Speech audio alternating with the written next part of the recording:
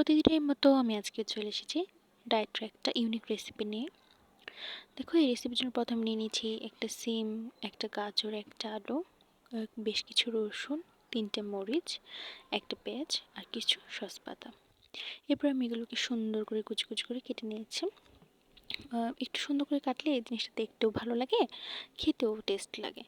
যেহেতু বলেছি আমি ডায়েটটাকে একদম সুন্দর মজাদার করতে চাই, তাই আমি ইউনিক রেসিপি ট্রাই করছি। এটা একটা ওটসের রেসিপি।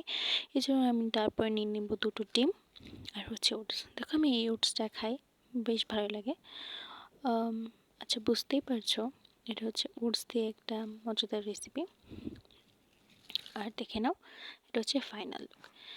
প্রথমে ডিমটাকে ঝুড়ি ঝুড়ি করে ভেজে তার মধ্যে সবজিগুলো অ্যাড করে দিয়েছি, তারপরে ওটসটা অ্যাড করে দিয়েছি। হয়ে গেছে ওটসের মজাদার খিচুড়ি বা নুডলসের মতো, তোমরা যেটাই বলো। খেতে কিন্তু বেশ মজা হয়েছে। আর একটু হলুদও দিয়েছি, দেখো কালারটা একদম সুন্দর এসেছে। গাজর গাজর হলুদের কালারটা মিলে খুব সুন্দর একটা